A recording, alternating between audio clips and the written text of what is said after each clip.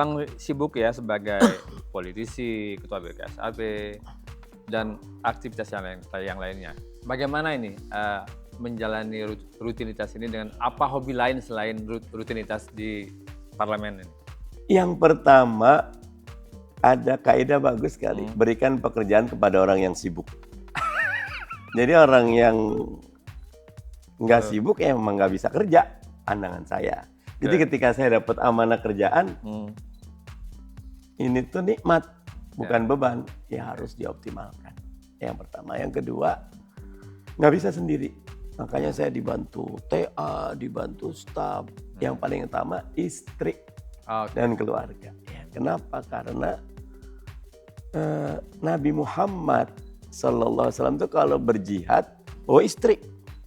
Karena ketika kita tempur di luar, bahasa Aki udah soak gitu loh. Udah charging station. Chargingnya ngobrol sama istri, bareng sama istri. Ya, gitu.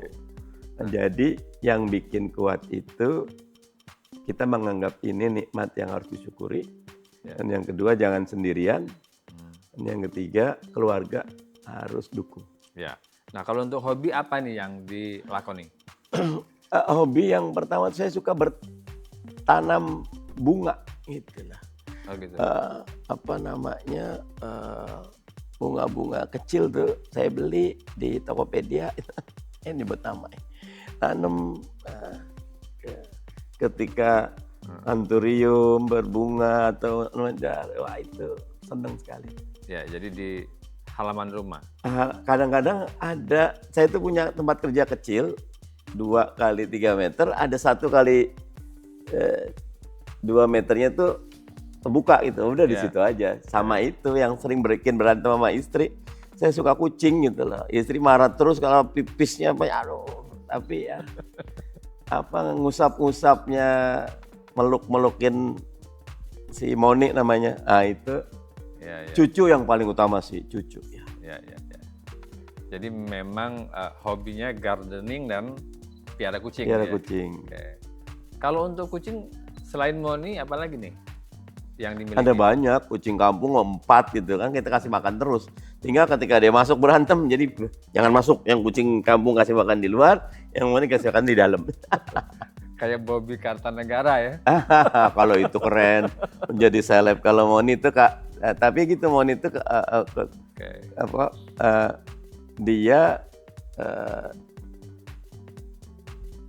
ekornya itu nggak panjang gitu loh, kepotong atau apa gitu lah, jadinya lucu lah gitu.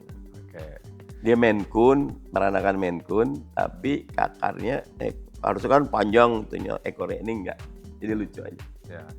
Kalau untuk olahraga masih sempat berolahraga apa? Yang pertama jalan. Targetnya 10.000 langkah sehari.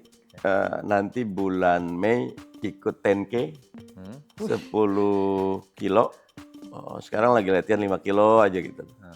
Kemarin naik Gunung Himalaya 2 tahun yang lalu. Puncak apa yang dinaiki? Annapurna Base Camp, ABC 4.130 meter persegi aja. Apakah mau ke Everest? Bukan Everestnya, tapi IBC-nya, Everest Base Camp-nya yang 5.300 tuh. Udah ditargetin. Tapi punya goal yang lebih tinggi kan? Enggak naik gunung. Waktu saya naik Himalaya tuh kan dia gampang gini. Ada Halo Nepal tuh. Saya juga nggak tahu, cari aja. Terus daftar. Kita langsung ketemu di Kathmandu. Oh gitu. Dari Kathmandu antar jemput, pulang sendiri bebas. Saya juga nggak tahu siapa. Sebenarnya 10 orang dari Indonesia semua. Emang Halo Nepal dari Indonesia. Anak-anak muda nanya ke saya, Pak Mardhani, ke Annapurna Base Camp sebelumnya kemana aja? Ke Lawu pernah? Belum. Rinjani pernah? Belum. Merbabu pernah? Belum. Terus pernahnya kapan? Gunung Gede. Kapan? 30 tahun yang lalu. Kenapa saya ambil ke Annapurna Base Camp itu bersih. Nggak boleh bawa plastik. Dia betul-betul. Dan saya udah cek, treknya itu nggak ada yang ekstrim. Low ke middle aja, cuma gini. Tapi tangga, misalnya naik tangga, ada kali 400 anak tangga, udah saya zikir ya. Berhenti. Jadi dari pos bawah itu sampai ke pos terakhir itu berapa jam? 4 hari. Oh, 4 hari. 4 hari. Berarti biar rata-rata 8 jam, terus pas summit itu sebelum subuh itu 2 jam, habis itu baru turun. Oh. Kalau untuk Indonesia selain apa? Gunung Gede tadi apa lagi? Gunung Gede lagi kemarin sama anak-anak sekolahan. Gunung Gede. Saya nyari waktu juga kan. Kemarin tuh karena janji sama, saya kan punya sekolah, anak-anak tuh, Pak ikut ya Pak, ikut lah. Gitu. Saya acara mana, mereka sih dari hari sebelumnya, saya sampai sore, terus jalan sampai puncak timur itu jam 11-12 malam. Waduh, masih harus 1,3 kilo. Waduh, udah kita nginep di gubuk-gubuk, wah dinginnya minta ampun itu. Apa nama sekolahnya, Bang? Mardani Leadership School, SMP SMA. Di mana tuh? Di Lubang Buaya. Oh, Lubang Buaya, oke. Nah, di tengah kesibukan yang amat tinggi ini bagaimana membagi waktu untuk keluarga? Ya harus minta maaf kalau sering ditinggal. Dia sampaikan hidup itu bukan buat bersama tapi buat beramal. Oke. Yang kedua ya di momen-momen tertentu ya saya ngajak jalan makan itu. Ayo kita makan. Nah, saya suka posting tuh. Saya, istri sama anak. Mobil khusus anak yang belum nikah nih ya. Kalau yang udah nikah aman lah, udah diurus sama suami sama ada yang istrinya juga. Kalau yang belum nikah nih kan masih tanggung jawab saya. Sejauh ini fine aja ya dengan kesibukan ini? Baik, karena kami kan bilang kita ini bukan cuma samara, tapi samarada. Yeah. Sakinah, mawaddah, warahmah, wadakwah. Okay. Jadi hidup itu bukan cuma buat seneng-seneng, harus ada dakwahnya, ada tujuannya, bukan bahagia di dunia, tapi kita harus kumpul di surga bersama-sama. Gitu aja. Terakhir nih Bang, apa nih pesan Abang untuk generasi muda supaya berprestasi dan membanggakan juga? Anak muda sekarang kadang lebih pintar dari saya. Anak saya itu SMP itu, saya bilang, Bang, Ibrahim, mau dokter, mau insinyur? Enggak, Bi, miskin semua, aku mau kripto aja. Saya bilang kripto, anak saya satu udah punya kripto. Kamu gimana sih ceritanya, Bi, nggak ngerti apa-apa. Jadi anak-anak tuh punya jalannya sendiri.